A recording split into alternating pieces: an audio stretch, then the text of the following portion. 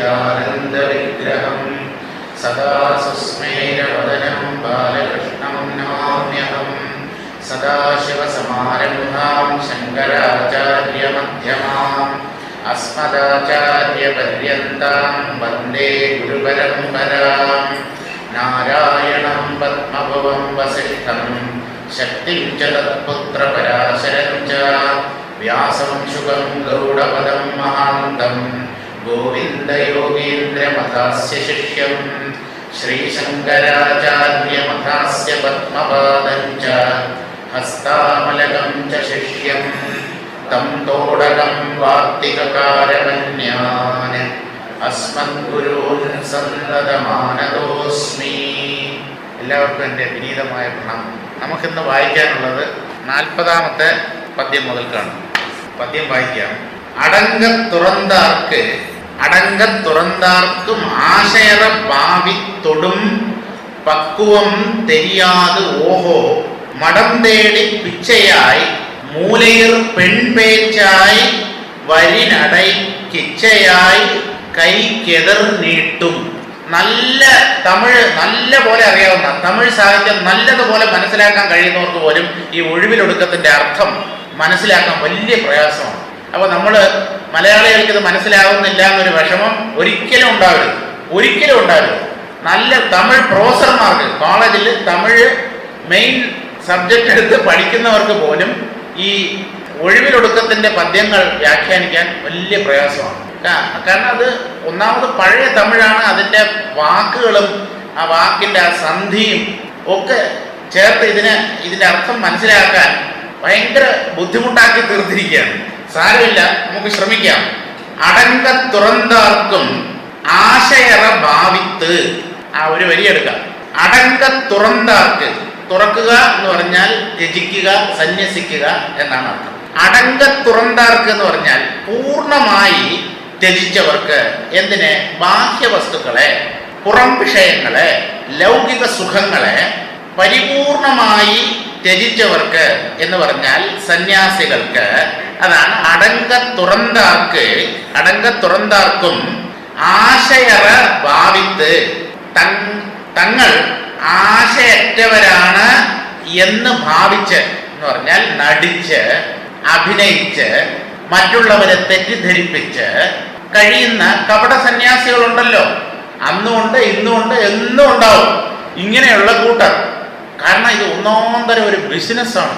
സമൂഹത്തിൽ ധനവും പ്രശസ്തിയുമൊക്കെ പെട്ടെന്ന് നേടാനുള്ള ഒരു ഉത്തമ വിദ്യയാണ് ആധ്യാത്മികത.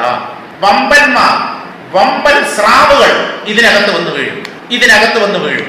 സമൂഹത്തിന്റെ പല തട്ടുകളിലും സ്ഥിതി ചെയ്യുന്നവർ, വേറെ ഒന്നിലും വീഴാത്തവർ ഇതിനകത്ത് വന്നുപെടും.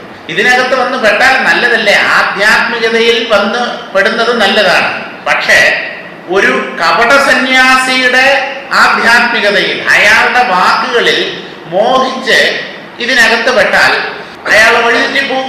അതാണ് ഇതുകൊണ്ടുള്ള ദോഷം. ആധ്യാത്മികതയിൽ വന്ന് വീഴുക നല്ല കാര്യം തന്നെയാണ്. അതാണ് അടങ്കത്തുറந்தாർക്കും ആശയറ ഭാവിത്ത്.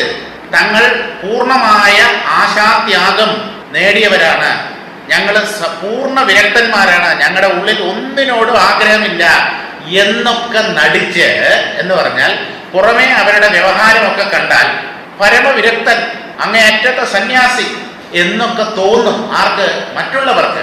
പക്ഷെ അയാളുടെ ഉള്ളിൽ 100 ആഗ്രഹങ്ങൾ നിറഞ്ഞു നിൽക്കുന്നുണ്ടാവും, ഹൃദയം മുഴുവൻ. പുറമെ വെറും ഒരു വേഷം കെട്ട് വിരക്തനെ പോലെ. ആശയറ ഭാവിത്ത് ഒടും പക്വം തെരിയാതെ എന്ന് പറഞ്ഞാൽ ഭാവിത്തൊടും പക്വം തെരിയാതെ എന്നാണ് വാക്യം. അതിൽ ഭാവിത്ത് അവിടെ വെച്ച് സന്ധി പിരിച്ചിട്ട് ഒടും പക്വം തെരിയാതെ.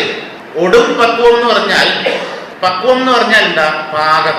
ആത്മീയത്തിൽ നല്ല പാകതയുള്ളവൻ.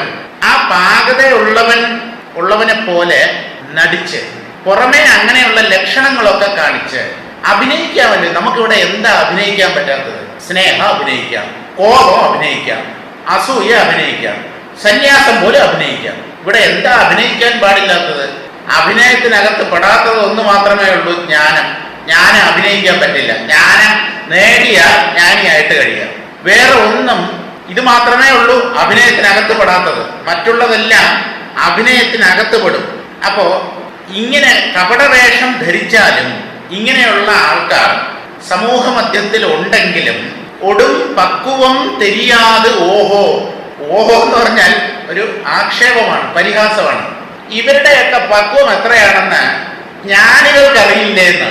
അതാണ് ഈ ഓഹോ എന്നതുകൊണ്ട് ഉദ്ദേശിക്കുന്നത്. എന്തൊക്കെ വേഷം കെട്ടിയാലും യഥാർത്ഥ ജ്ഞാനിയുടെ കണ്ണിൽ പൊടിയിടാൻ ഈ കപട സന്യാസികൾക്ക് കഴിയില്ല. സത്യദർശികളുണ്ടല്ലോ, ആത്മജ്ഞാനികൾ, അവരുടെ മുമ്പിൽ ഇവരുടെ ഈ പുറംപൂച്ചൊന്നും വിലപ്പോവില്ല. അവര് കൃത്യമായി അളന്ന് തൂക്കും. ഇവ ഇത്രയേ ഉള്ളൂ. ലോകരെ പറ്റിക്കാം, പക്ഷെ ഒരു യഥാർത്ഥ ജ്ഞാനിയെ പറ്റിക്കാൻ സാധ്യമല്ല. പക്വം തെരിയാതെ ഓഹോ എന്ന് പറഞ്ഞാൽ ഇവരുടെ പാകത എത്രയുണ്ടെന്ന് ഈ ജ്ഞാനികൾക്ക് അറിയില്ലേ. അറിയാൻ അവർക്ക് എന്താ പ്രയാസം, ബുദ്ധിമുട്ട് എന്നാണ്. ഇനി എന്താ ഒരു ഉദാഹരണം പറയുന്നത് നോക്കൂ. മഠം തേടി പിച്ചയായി മൂലയിർ പെൺ പേച്ചായി വരിൻ. മഠം തേടി, മഠം സന്യാസി മഠം, പലതരം ആശ്രമങ്ങളിലും ഉച്ചയ്ക്ക് ഈ നാരായണ ഭോജനം എന്ന് പറഞ്ഞിട്ട് ഭിക്ഷുക്കൾക്കും ഭിക്ഷക്കാർക്കും വഴിപോക്കന്മാർക്കുമൊക്കെ ആഹാരം കൊടുക്കുന്ന, അന്നദാനം നടത്തുന്ന ഒരു ഏർപ്പാടുണ്ട്. ഉത്തരേന്ത്യയിലും ഉണ്ട്, ദക്ഷിണേന്ത്യയിലും ഉണ്ട്. ഉത്തരേന്ത്യയിലാണ് കൂടുതൽ. അതുകൊണ്ടാണ് ഇവിടുന്ന് ആൾക്കാർ കൂട്ടത്തോടെ അങ്ങോട്ട് പോകുന്നത്. കാരണം വയറിന് ബുദ്ധിമുട്ടില്ല, അതായത് ഊണിന് ബുദ്ധിമുട്ടില്ല. ഉച്ചയ്ക്ക് എവിടെയെങ്കിലും പോയി എന്തെങ്കിലുമൊക്കെ കിട്ടും. എന്തെങ്കിലും കിട്ടുമെന്നല്ല, നല്ല സാധനം തന്നെ കിട്ടും. കാരണം ഈ ആശ്രമത്തിലെ അന്തേവാസികൾക്ക് കൊടുക്കുന്നതിന് മുമ്പ് ഈ പുറത്തുള്ള സന്യാസിമാരുടെ, ഭിക്ഷക്കാരുടെ രൂപത്തിലുള്ള നാരായണനെ ഊട്ടിയതിന് ശേഷമാണ് അകത്തുള്ള നാരായണന്മാരെ ഊട്ടുന്നത്. അപ്പൊ ഓരോ ദിവസവും സ്പെഷ്യൽ ഐറ്റംസ് ഒക്കെ കാണും. ഓരോരുത്തർ സ്പോൺസർ ചെയ്തിട്ടുണ്ടാവും തന്നെ. ഇന്ന് ഇവിടെ വരുന്നവർക്കെല്ലാം ഒരു ലഡു എൻ്റെ വകയായി, അല്ലെങ്കിൽ ഒരു ജിലേബി. ഇങ്ങനെ മധുരപലഹാരത്തോട് കൂടിയാണ് അന്നദാനം നടത്തുന്നത്. മഠം തേടി ഈ കപട സന്യാസികളുണ്ടല്ലോ, അവര് ഒന്നുകില് സ്വയമായിട്ട് ഒരു മഠമോ ആശ്രമമോ ഒക്കെ സ്ഥാപിക്കും. ഇനി അത്രമാത്രമുള്ള സാമ്പത്തിക ശേഷി ഇല്ലെങ്കിൽ ഇവരും ഭിക്ഷാന്തേഹികളായിട്ടായിരിക്കും അലയുക. അങ്ങനെ അലയുമ്പോൾ നല്ല ഊണ്, ബെസ്റ്റ് മീൽസ് എവിടെ കിട്ടും, ഏത് ആശ്രമത്തിൽ കിട്ടും എന്ന് പറഞ്ഞ് ഓടി നടക്കും നാക്കിന് അടിമയായവർ. ഇവർ എന്തിനെയാണ് ത്യജിച്ചത്? വിശപ്പിന് എന്തെങ്കിലും കഴിക്കണം, അത്രയേ പാടുള്ളൂ ഒരു സന്യാസിയുടെ ഉള്ളിൽ. ഇതങ്ങനെയല്ല. ഇന്ന് അവിടെ പോയി കഴിഞ്ഞാൽ മധുരപലഹാരവും കൂടെ കിട്ടും. അപ്പൊ നമുക്കെല്ലാം കൂടെ അങ്ങോട്ട് പോകാം.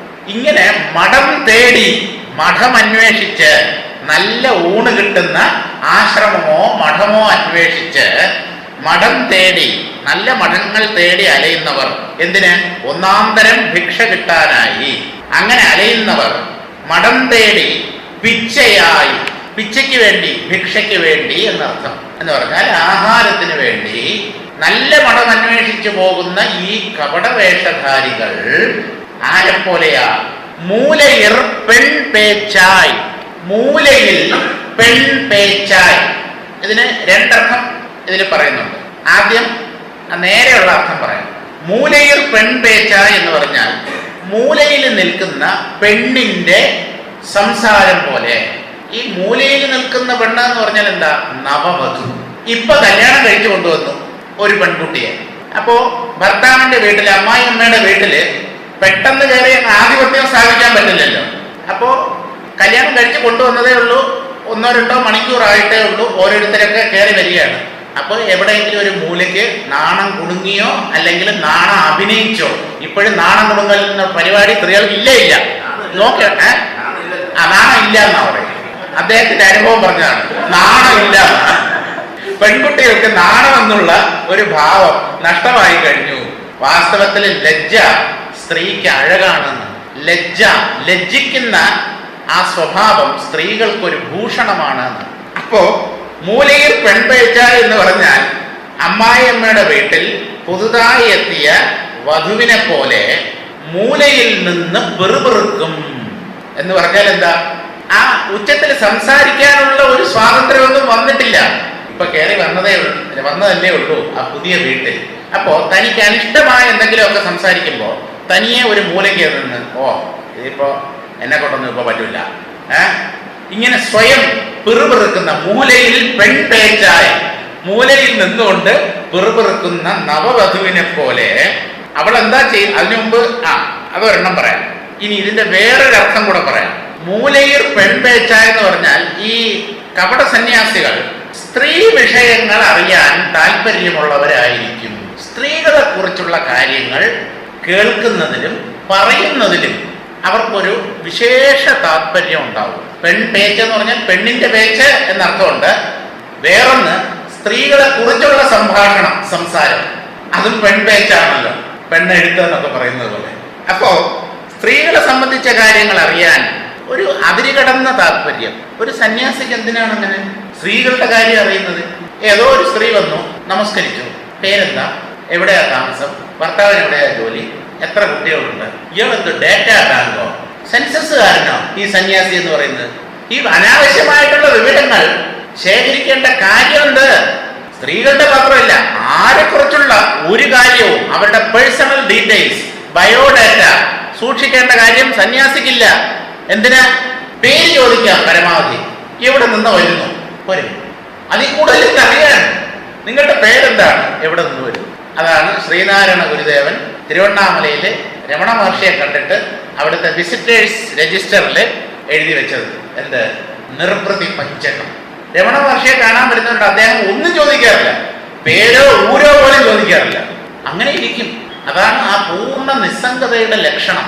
ആ ഉള്ളില് ആത്മാനന്ദം അനുഭവിക്കുന്നവൻ, പരിപൂർണ നിർവൃതി നേടിയവൻ, അവന് മറ്റുള്ളവരെ കുറിച്ചുള്ള കാര്യങ്ങൾ അറിയാൻ അശേഷം താല്പര്യമുണ്ടാവില്ല. അപ്പൊ ഇവിടെ പെൺപേച്ച എന്നുള്ളതിന് സ്ത്രീകളെ സംബന്ധിച്ച കാര്യങ്ങൾ അറിയാൻ താല്പര്യം. ഇനി പെൺപേച്ചായി വരിൻ, രണ്ടാമത്തെ അർത്ഥം എന്താണെന്ന് പറയാം. ദുരാചാരിണികളായ സ്ത്രീകൾ, അഭിസാരികകൾ, വേശ്യകൾ കൈകാട്ടി വിളിച്ചാൽ ഈ കൂട്ടർ അവരുടെ പുറകെ പോകാനും മടിക്കില്ല. ഒരു സന്യാസി അങ്ങനെയൊക്കെ ചെയ്യുമോ? സന്യാസി ചെയ്യുമെന്ന് പറഞ്ഞില്ലല്ലോ. സന്യാസി വേഷം കെട്ടിയവൻ ചെയ്യുന്നേ പറഞ്ഞു. യഥാർത്ഥ സന്യാസി ചെയ്യുമെന്ന് പറഞ്ഞില്ല. ഈ വേഷം കെട്ടി നടക്കുന്നവര് ടക്കം കെട്ടിയാൽ ഇതുപോലുള്ള അബദ്ധ സഞ്ചാരം നടത്തും, വഴിവിട്ടുള്ള സഞ്ചാരം നടത്തും. അപ്പൊ ആ പെൺപേച്ച് എന്നുള്ളതിന് രണ്ട് അർത്ഥമാണ്. മടം തേടി പിച്ചയായി മൂലയിൽ പെൺപേച്ചായി വരിൻ. ആളുകൾ വരുമ്പോ, ഈ നവവധുവിനെ കാണാൻ ആളുകൾ വരുമ്പോൾ നടക്കൈ കിച്ചയായി കൈക്ക് എതിർ നീട്ടും. നടൈക്കൈ കിച്ചയായി. നടൈക്കൈ എന്ന് പറഞ്ഞ് തമിഴിൽ പറഞ്ഞാൽ സമ്മാനം, ഗിഫ്റ്റ്, പാരിതോഷികം. നവദമ്പതികൾക്ക് ആരെങ്കിലുമൊക്കെ സമ്മാനമൊക്കെ കൊടുക്കാൻ വേണ്ടി എന്തെങ്കിലുമൊക്കെ കൊണ്ടുവരില്ലോ, പാത്രമോ മൊബൈൽ ഫോണോ ഇതുപോലെയുള്ള സാധനങ്ങളൊക്കെ. ആ പാരിതോഷികങ്ങൾ കിട്ടാനായി ഈ നവവധു പിറുപിറുത്തുകൊണ്ട്, അവൾക്ക് ഇഷ്ടമില്ലാത്ത എന്തെങ്കിലുമൊക്കെ സംഭവിച്ചാൽ സ്വയം പിറുപിറുക്കും, ഉച്ചത്തിൽ പറയില്ല, മറ്റുള്ളവർക്ക് കേൾക്ക പറയില്ല. പക്ഷെ ആരെങ്കിലും സമ്മാനവും കൊണ്ടുവന്നാൽ ഒരു നാണവും കൂടാതെ കൈ നീട്ടി അത് സ്വീകരിക്കും. നടൈക്കൈക്ക് ഇച്ഛയായി, ഇച്ഛയായി എന്ന് പറഞ്ഞാൽ ഇച്ഛയോടുകൂടെ, ആഗ്രഹത്തോടുകൂടെ കൈക്കെതിർ നീട്ടും, അവരുടെ നേരെ കൈ നീട്ടും. സമ്മാനം കൊണ്ടുവരുന്നവരുടെ നേരെ കൈകൾ നീട്ടും. ഇതുപോലെ ഈ സന്യാസി വേഷം കെട്ടിയവൻ നിസ്സംഗത, ത്യാഗം, വിരക്തി, സന്യാസം, ഇതിനെക്കുറിച്ചൊക്കെ ഘോരഘോരം പ്രസംഗിക്കും. ആരെങ്കിലും എന്തെങ്കിലുമൊക്കെ കൊണ്ടുവരികയാണെങ്കിൽ രണ്ട് കൈയിൽ നീട്ടി ഒരു ജാള്യതയും കൂടാതെ അതിങ്ങ് സ്വീകരിക്കും. വേണ്ടാന്ന് വെക്കാൻ അവരുടെ മനസ്സ്, സംഘബദ്ധമായ മനസ്സ് സമ്മതിക്കില്ല. നമുക്കതിൻ്റെ മലയാളം വ്യാഖ്യാനം വായിക്കാം. അകത്തെ ആശ നീക്കാതെ പുറമേ നിരാശരെന്ന് ഭാവം കാണിക്കുന്ന, നിരാശർ എന്ന് പറഞ്ഞാൽ ആഗ്രഹമറ്റവർ എന്ന ഭാവം കാണിക്കുന്ന തുറവികളെയും സാക്ഷാത് സന്യാസികളെയും തിരിച്ചറിയാൻ മാർഗം കേട്ടുകൊള്ളുക. വ്യാജത്തുറവികൾ, കപട സന്യാസിമാർ ഭിക്ഷാർത്ഥം മഠങ്ങൾ തേടിപ്പോയി ഭിക്ഷ വാങ്ങി ഉണ്ണും. കിട്ടിയില്ലെന്ന് വരികിൽ പുതുപ്പെണ്ണ് പുലമ്പുന്നത് പോലെ ശബ്ദം കുറഞ്ഞ മട്ടിൽ പുലമ്പി നടക്കും. അതാണ് പെൺപേച്ച എന്ന് പറഞ്ഞത്. ഉറക്കെ ഒന്നും ചെയ്യില്ല. ഓ എന്താ ഇന്ന് വെറും മഹാമോശമായിപ്പോയി, ഇവന്മാർക്കൊക്കെ ഇഷ്ടം പോലെ വരവുണ്ടല്ലോ, നല്ല ഊണ് കൊടുത്താൽ എന്താ എന്നൊക്കെ തനിയെ ഇങ്ങനെ പിറുവിട്ടുകൊണ്ട് നടന്നു പോകും. പുതുപ്പെണ്ണിനെ പോലെ ശബ്ദം കുറഞ്ഞ മട്ടിൽ പുലമ്പി നടക്കും. യഥാർത്ഥ തുറവികളാവട്ടെ അവർ ഇരിക്കുന്ന സ്ഥലത്ത് ഭിക്ഷ വന്നു ചേരുന്നതുവരെ സമാധാനമായി മൗനമാചരിക്കേ ഉള്ളൂ. വിശക്കുന്നു എന്നുള്ള വാക്ക് പോലും അവരുടെ ഉള്ളിൽ നിന്ന് വരില്ല. ആരെങ്കിലും അറിഞ്ഞു കൊടുത്താൽ ഉണ്ണും. അവരുടെ തപോമാഹാത്മ്യം, അവർക്കുള്ള ഭിക്ഷ അവരുടെ മുൻപിൽ എത്തിച്ചു കൊള്ളുകയും ചെയ്യുന്നു. അവരുടെ തപസ്സുണ്ടല്ലോ, അവരുടെ ആ ഉൾവൈഭവം, അവരുടെ ഉള്ളിൽ പ്രകാശിച്ചു നിൽക്കുന്ന ആ ഈശ്വരന്റെ വൈഭവം, അവർക്കുള്ള അന്നം അവരുടെ മുമ്പിൽ എത്തിച്ചു കൊടുക്കുന്നു. ഇതിനെയാണ് അജഗരവൃത്തി എന്ന് പറയുന്നത്. അജഗരം എന്ന് പറഞ്ഞാൽ മലമ്പാമ്പ് എന്നാണ്. മലമ്പാമ്പ് ഇര തേടി ഇങ്ങനെ ഒരുപാടൊന്നും സഞ്ചരിക്കാറില്ല. അത് ഒരിടത്ത് ഇങ്ങനെ കിടക്കും. കാരണം ഭീമാകാരമായ ശരീരമാണ്. അപ്പൊ ഇതൊക്കെ വലിച്ചോണ്ട് എഴയുന്നത് തന്നെ അതിന് വലിയ ബുദ്ധിമുട്ടാണ്. അപ്പൊ അങ്ങനെ കിടക്കും. അടുത്തൂടെ പോകുന്ന ഏതിനെങ്കിലും വാ കൊണ്ട് പിടിക്കും. മാനോ മുയലോ അതുപോലെയുള്ള. ഇതുപോലെ ആവണം സന്യാസി എന്നാണ്. നമ്മുടെ പട്ടണത്താർ സ്വാമികളുടെ പട്ടണത്ത് പിള്ളയാർ, പട്ടണത്താർ എന്ന് പറയും, അദ്ദേഹത്തിന്റെ ജീവചരിത്രത്തിൽ ഇതുപോലൊരു സംഭവമുണ്ട്. അദ്ദേഹം ഭിക്ഷ എടുത്താണ് ഉണ്ടുകൊണ്ടിരുന്നത്. അപ്പോൾ ഒരിടത്തും പോയി നിർബന്ധമൊന്നുമില്ല. അവിടെ മുമ്പിൽ ചെന്ന്, വീട്ടിന്റെ മുമ്പിൽ ചെന്ന് ഓം നമോ നാരായണായ എന്ന് പറയും, അല്ലെങ്കിൽ ഭവതി ഭിക്ഷാന്തേഹി. എപ്പോഴും ഭവതിയെ വിളിക്കൂ, ഭവാനെ വിളിക്കില്ല. കാരണം വീട്ടമ്മയാണല്ലോ ഇതിൻ്റെയൊക്കെ ഇൻചാർജ്. അരി, ഊണ്, അടുക്കള ഇതുപോലുള്ള കാര്യങ്ങളുടെയൊക്കെ ഇൻചാർജ് സ്ത്രീകളാണ് ആ വീട്ടില്. പല വീട്ടിലും പുരുഷന്മാരുമാണ്. അപ്പൊ ഇപ്പൊ ഭവാൻ ഭിക്ഷാന്തേഹി എന്ന് പറഞ്ഞാലും തെറ്റൊന്നുമില്ല. അപ്പോ ഇപ്പൊ സന്യാസിമാര് തന്നെ ഇല്ലല്ലോ, എല്ലാവരും സന്യാസിയെ തേടി അവിടെ അദ്ദേഹത്തിന്റെ അടുത്താണ് അന്നം എത്തിക്കുന്നത്. അപ്പൊ എനിക്ക് തോന്നുന്നത് ഈ 21-ാം നൂറ്റാണ്ടിലെ സന്യാസികൾ മഹാപുണ്യം ചെയ്തവരാണ്. ഇവർക്ക് ഭിക്ഷയെടുത്ത് അലഞ്ഞു തിരിയേണ്ട ആവശ്യകത പോലും ഇല്ല. എല്ലാവരുടെ മുമ്പിൽ ഭക്തന്മാര് കൊണ്ട് സമർപ്പിക്കുകയാണ്. അപ്പൊ ഇദ്ദേഹം ഒരു ദിവസം ഇങ്ങനെ ഒരു വീട്ടിൽ ചെന്ന് ഇങ്ങനെ ഭവതി ഭിക്ഷാന്തേഹി എന്നോ ഓം നമോ നാരായണായ എന്നോ എന്തോ പറഞ്ഞപ്പോ അവര് ദുഷ്ട സ്ത്രീയായിരുന്നു ആ വീട്ടിൽ. അവര് പറഞ്ഞു, ഓഹ് ഇതുപോലുള്ള പിച്ചക്കാരെ കൊണ്ട് തോറ്റു, ചുമ്മാ വെറുതെ ഇറങ്ങി നടക്കും, 10 പൈസയുടെ പണി ചെയ്യില്ല. ഇനി ഇവന്മാർക്കൊന്നും കൊടുത്തില്ലെങ്കിലോ നമുക്ക് ഗൃഹസ്ഥന്മാർക്ക് പാപം കിട്ടും എന്ന് ശാസ്ത്രം പറയുന്നു. കൊടുക്കാതിരിക്കാൻ അപ്പൊ ഇഷ്ടത്തോടെ അല്ല കൊടുക്കുന്നത്, തനിക്ക് പാപം ഉണ്ടാവരുതല്ലോ എന്നുള്ള ഭയം കൊണ്ടാണ് ഇവർക്ക് എന്തെങ്കിലും കൊടുക്കുന്നത്. ഇവരെ കൊണ്ട് തോറ്റു പൊറുതിമുട്ടി എന്ന് പറഞ്ഞു. അന്ന് ഒരു ശപഥമെടുത്തു പട്ടണത്താൽ സ്വാമികൾ. എന്താ? ഞാൻ ഇനി വീടാന്തരം ഭിക്ഷയാചിക്കില്ല. അപ്പൊ അദ്ദേഹം എഴുതിയ ഒരു പാട്ടാണ്, ഇരിക്കുമിടത്തിற்கே അന്നം ഉരുക്കമുടൻ കൊണ്ടുവന്നാൽ ഉൺപേ പരുക്ക അழைத்தாലും പോഹേ അരനെ എൻ ദേഹം ഇളൈത്താലും പോഹേ. ഇരിക്കുമിടത്തിற்കே അന്നം, ഞാൻ ഇരിക്കുന്ന സ്ഥലത്ത് അന്നം കൊണ്ടുവന്നാൽ കഴിക്കും. ഞാനായി അലഞ്ഞു തിരിയില്ല ആഹാരത്തിനായി, ഭിക്ഷയ്ക്കായി. അത് എങ്ങനെ കൊണ്ടുവരണം? ഉരുക്കമുടൻ കൊണ്ടുവന്നാൽ ഉൺപേ. ഉരുക്കം എന്ന് പറഞ്ഞാൽ ഇങ്ങനെ കൊണ്ടുവച്ചിട്ട്, പ്രഭോ ഞാൻ അങ്ങയ്ക്ക് വേണ്ടി കൊണ്ടുവന്നതാണ്, അങ്ങ് ദയവായി കഴിക്കണം, കഴിക്കരുത് എന്ന് പറയരുത്. ഇങ്ങനെ പല പ്രാവശ്യം അവരുടെ സ്നേഹം വാക്കുകളിലൂടെ പ്രകടിപ്പിച്ച് അങ്ങ് കഴിക്കണം, അങ്ങ് കഴിച്ചാൽ ഞങ്ങൾക്ക് മഹാപുണ്യം കിട്ടും എന്നൊക്കെ പല പ്രാവശ്യം അഭ്യർത്ഥിച്ചതിന് ശേഷം മാത്രമേ ഞാനിനി അന്നം കഴിക്കൂ. ഉരുക്കമുടൻ കൊണ്ടുവന്നാൽ മുമ്പേ പരുക്ക അழைത്താലും പോഹേൻ. ഇനി അതല്ല, എന്നെ പല്ലക്ക് കൊണ്ടുവന്ന് സ്വാമിജി കയറിയിരിക്കണം, അങ്ങ് എന്റെ വീട്ടിൽ വരണം, ഇന്നത്തെ ഭിക്ഷ എന്റെ വീട്ടിൽ നിന്നാവണം എന്ന് എത്രയൊക്കെ എന്റെ കാല് പിടിച്ച് കരഞ്ഞാലും ഞാൻ ആരുടെ വീട്ടിലും ചെല്ലില്ല. ഒറ്റ വീട്ടിൽ ഞാൻ കയറിപ്പോയില്ല. ഞാൻ ഇരിക്കുന്ന സ്ഥലത്ത് കൊണ്ടുവന്നാൽ ഞാൻ കഴിക്കും. അതും പല പ്രാവശ്യം അഭ്യർത്ഥിച്ചാൽ കഴിക്കും. പരുക്ക അழைത്താലും പോഹേ. അരനെ എന്ന് പറഞ്ഞാൽ ഹരനെ, പരമേശ്വര, എൻ ദേഹം ഇളൈത്താലും പോഹേ. ഇനി ആഹാരം കിട്ടാതെ എന്റെ ശരീരം നാൾക്ക് നാൾ മെലിഞ്ഞ് ഞാൻ ഇവിടെ കിടന്ന് മരിക്കേണ്ടി വന്നാലും ഒരിടത്തും പോയില്ല. ഇതാണ് ആ ശപഥത്തിന്റെ ദൃഢത എന്ന് പറയുന്നത്. പോയിട്ടില്ല, പറച്ചില് മാത്രമല്ല, നടപ്പിലാക്കി കാണിച്ചു. അപ്പൊ എത്ര ഉദാത്തമാണ് ഈ സന്യാസികളുടെ ഉള്ളിലുള്ള വിചാരമെന്നോ. ആ വീട്ടമ്മ ശകാരിച്ചത് കൊണ്ടല്ല, അവര് പറഞ്ഞതില് കാര്യമുണ്ട്. നാം ഈ സമൂഹത്തിന് ഒരു തരത്തിലും ഭാരമാകരുത്.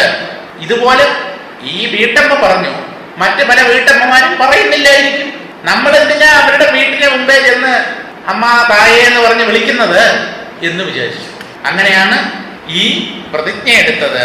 അടുത്ത പദ്യം വായിക്കാം. കരയെടുക്ക വந்தாർ തിരയലയ്ക്കും കപ്പൽ പൊരുളടുത്താർ തോன்றுം പൊയ് ബോധം വിരുദിനവൻ வெற்றி குதி குதித்தோன் போல் வேண்டும் விட்டது பின் பற்றும் அதர் சிக்கன நிற்பாய். കരയെടുക്ക വന്നാ തിരൈ അലയിക്കും കപ്പൽ. അതിനെ നമുക്ക് വാക്കുകൾ അങ്ങോട്ടും ഇങ്ങോട്ടും റീഅറേഞ്ച് ചെയ്താൽ, കപ്പൽ കരയെടുക്ക വന്നാൽ തിരൈ അലയിക്കും. കപ്പൽ തീരത്തോടടുത്താൽ, കപ്പലോ തോണിയോ ബോട്ടോ എന്തായാലും ശരി, തീരത്തോടടുക്കുമ്പോൾ, തീരത്തിലാണല്ലോ തിര. ഇന്നലെ ശംഖുമുഖത്ത് വരുന്നു ഞാൻ സാറും കൂടെ, ചുമ്മാ അവിടെ ചെന്ന് കുറച്ചു നേരം അങ്ങനെ ഇരുന്നു. അപ്പോ തിരകൾ കൂടുതലുള്ളത് തീരത്തോടടുത്തുള്ള സ്ഥലങ്ങളിലാണ്. കുറച്ച് ഉള്ളിലേക്ക് പോയാൽ അലകൾ ഉണ്ടാവില്ല. കരയെടുക്ക വന്നാൽ, കരയുടെ അടുത്ത് വരുമ്പോൾ തിരയലയിക്കും കപ്പൽ. ആ കപ്പലിനെ തിരമാലകൾ ഇങ്ങനെ ആട്ടി ഉലയ്ക്കും. എന്തിനാ ഇത് പറഞ്ഞത്? വിഷയ സാമീപ്യം ഉണ്ടെങ്കിൽ, വിഷയങ്ങളുമായി ഒരു വിരക്തനോ സന്യാസിയോ ചേർന്ന് നിൽക്കുന്നു എങ്കിൽ അവന് ആ വിഷയങ്ങൾ അവന്റെ മനസ്സിനെ പിടിച്ചുലയ്ക്കും. ഇതുകൊണ്ടാണ് ബാഹ്യമായി തന്നെ അകന്നു നിൽക്കണം എന്ന് പറയുന്നത്. നമ്മൾ പറയും, ഓ സന്യാസം വിരക്തം അതൊക്കെ ഉള്ളിലുണ്ടായ പോലെ, പുറത്ത് എല്ലാം ഭഗവന്മയമായി കണ്ടുകൊണ്ട് സാധാരണക്കാരെ പോലെ ജീവിച്ചാൽ എന്താ? സമ്പന്നന്മാരുമായി ഇടപഴകിയാൽ എന്താ?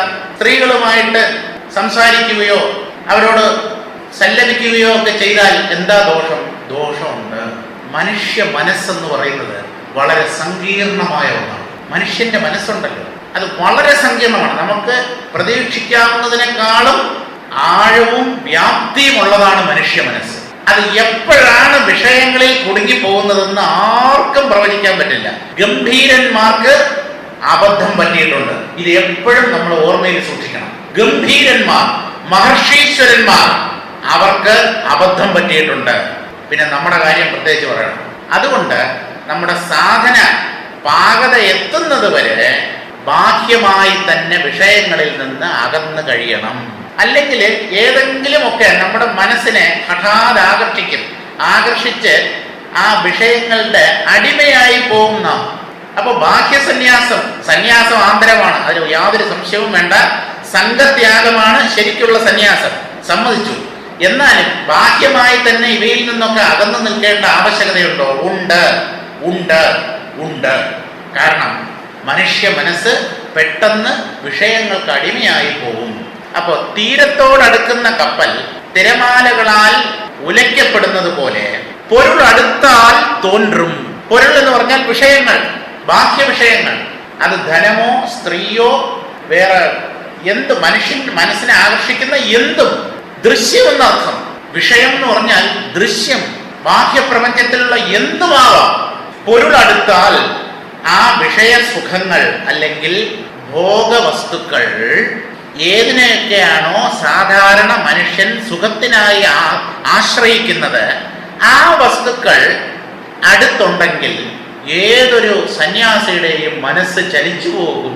പൊരുളടുത്താൽ തോன்றுം എന്ന് പറഞ്ഞാൽ ഉദിക്കും. എന്ത്? അതിൽ ആഗ്രഹം ഉദിക്കും. നമ്മുടെ മനസ്സെപ്പോഴും പരിശുദ്ധമായിരുന്നാ പോരെ? മതി സുഹൃത്തെ, മതി, പരിശുദ്ധമായിരുന്നാ മതി. ഇരിക്കണ്ടേ? അതിൽ എപ്പോഴാണ് വിഷയക്കറ പുരളുന്നതെന്ന് ആർക്കും പ്രവചിക്കാൻ കഴിയും. നമ്മൾ അറിയാതെ നമ്മുടെ മനസ്സ് പലതിലും കുടുങ്ങിപ്പോകും, അതിനടിമയായിത്തീരും.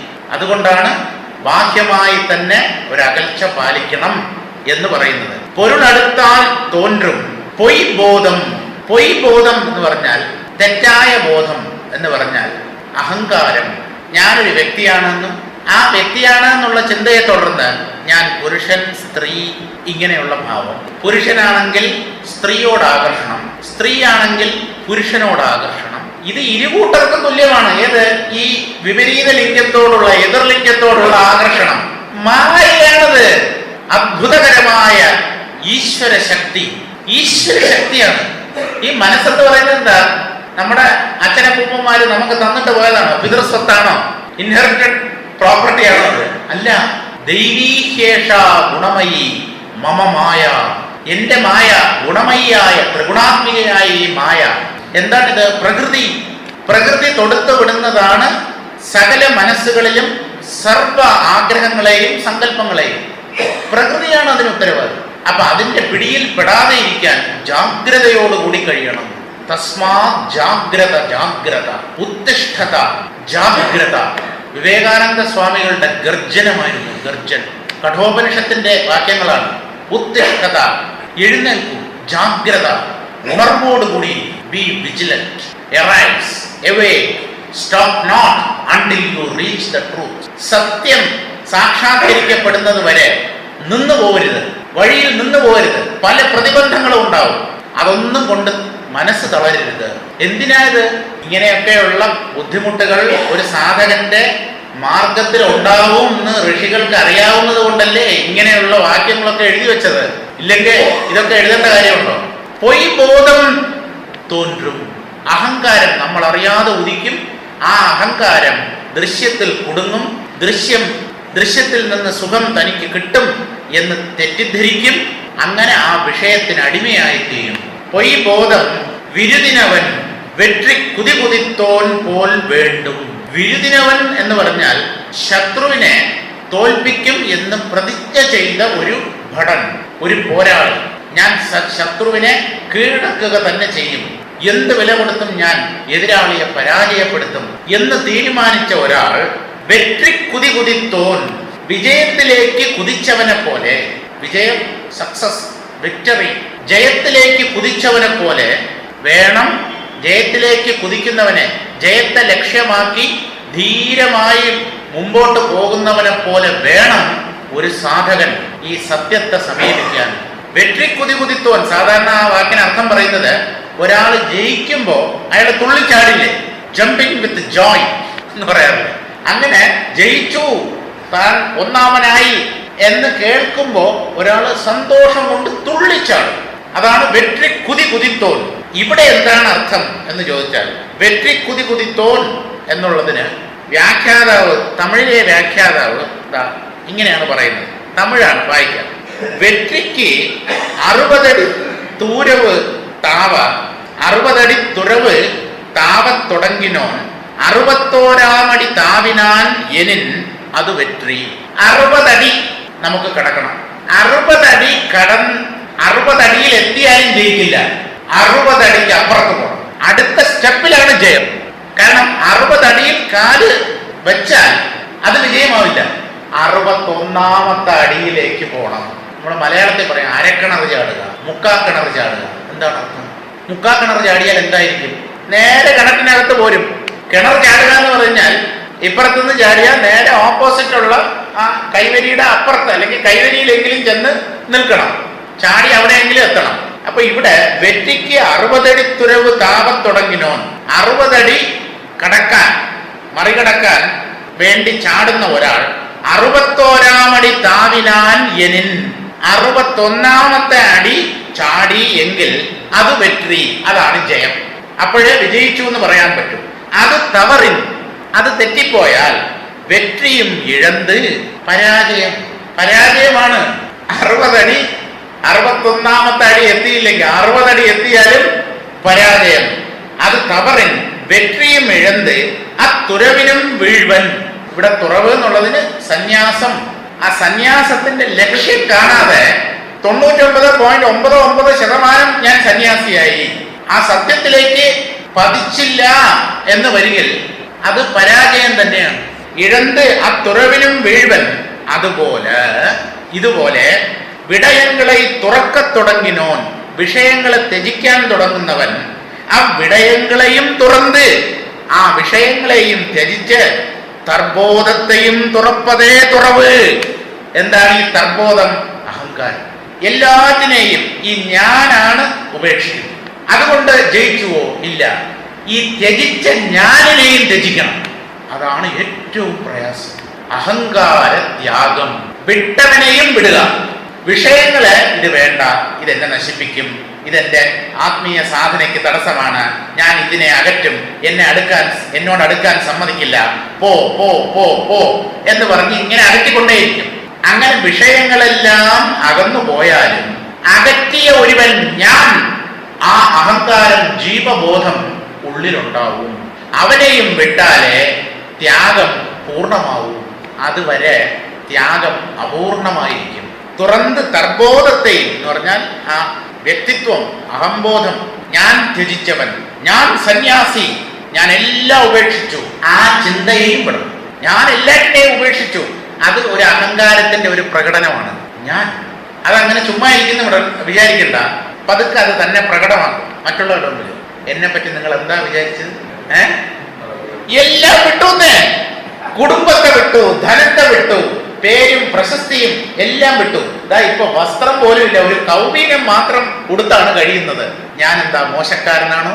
അതുകൊണ്ടാണ് അങ്ങനെ അഭിമാനിക്കാൻ പോലും ഒരു അഹന്ത ഉള്ളിൽ ബാക്കിയുണ്ടാവരുത് എന്ന് പറയുന്നു. സന്യാസം എപ്പോഴാ പൂർണ്ണമാവുന്നത്?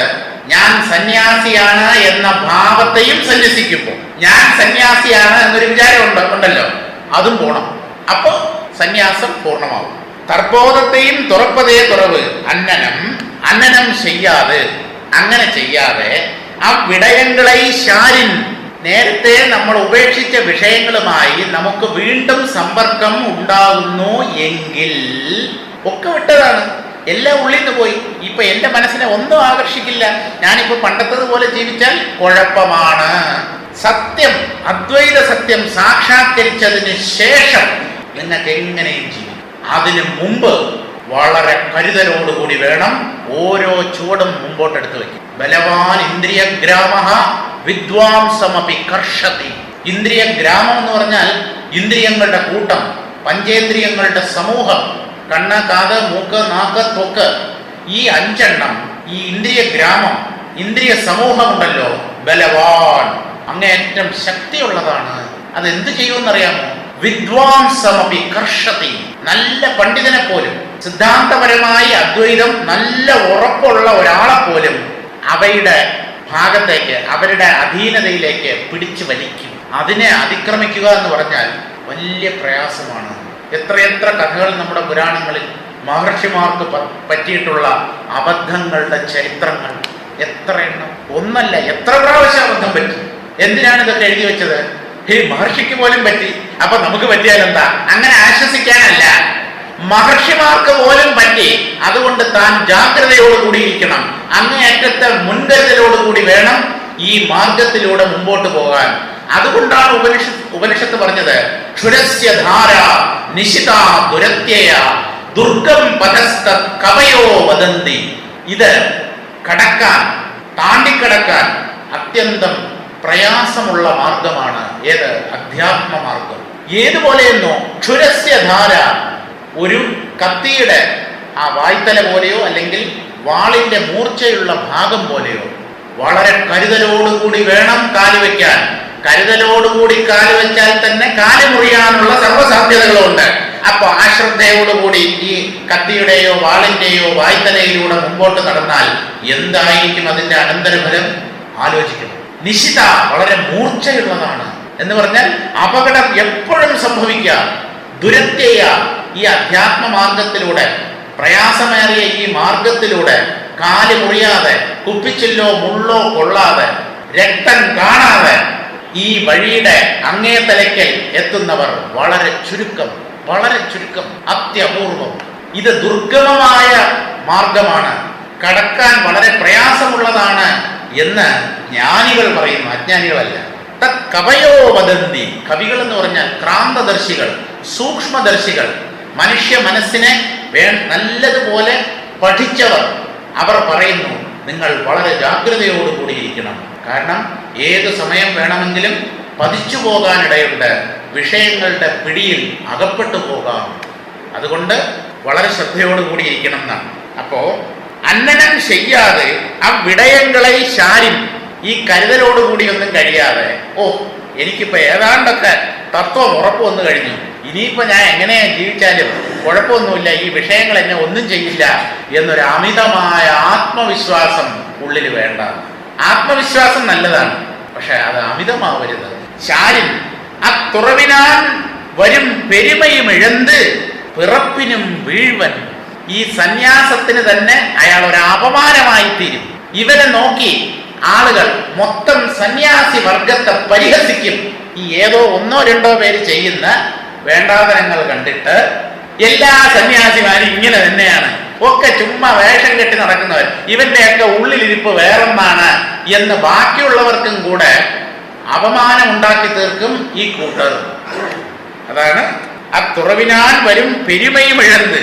ഇത്രയും കാലം സന്യാസി സന്യാസി എന്നൊക്കെ എല്ലാരും കൊണ്ടു നടന്നു, തലയിലേറ്റി. അവസാനം അയാളുടെ പൂച്ച പുറത്താകുമ്പോ അവനെ ആൾക്കാർ കാർക്കിച്ച് തുപ്പും. അവരെ മാത്രമല്ല, ഇതുപോലെ ഇതേ സന്യാസിമാരുടെ ഇടയിലുള്ള നല്ല ആൾക്കാരെ പോലും ജനങ്ങൾ പരിഹസിക്കുകയും അപമാനിക്കുകയും ചെയ്യും. അപ്പോ നമ്മളായിട്ട് മഹാത്മാക്കൾക്ക് ഒരു അപമാനമോ ഒരു കളങ്കമോ ഉണ്ടാക്കി തീർക്കരുത്.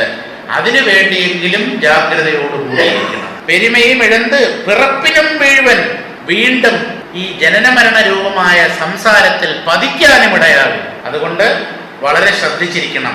വിരുതിയാനവൻ വെற்றிക്കുതി കുതിത്തോൻ പോൽ വേണ്ടും. ജയിച്ചു എന്ന് ഉറപ്പ് വരുന്നത് വരെ ആഹ്ലാദ തിമിർപ്പ് പ്രകടിപ്പിക്കരുത്. നമ്മുടെ ക്രിക്കറ്റ് കളിയിലൊക്കെ 10 ബാൾ 15 റൺ, 9 ബാൾ 13 റൺ, അവസാനം 1 ബാൾ 2 റൺ, 1 റൺ അടിച്ചാൽ ഡ്രോ, 2 റൺ അടിച്ചാൽ ജയിച്ചു. ലാസ്റ്റ് ബോൾ 50ാമത്തെ ഓവറിലെ 6ാമത്തെ പന്ത്, പഴയ ഉണ്ട്, 2020 അല്ല, പഴയ ഉണ്ട് ഇന്റർനാഷണൽ. അവസാനത്തെ ബോൾ എറിഞ്ഞു, അടിച്ചു, ബാൾ ഉരുണ്ടു പോകുന്നു, 1 റൺ ഓടി.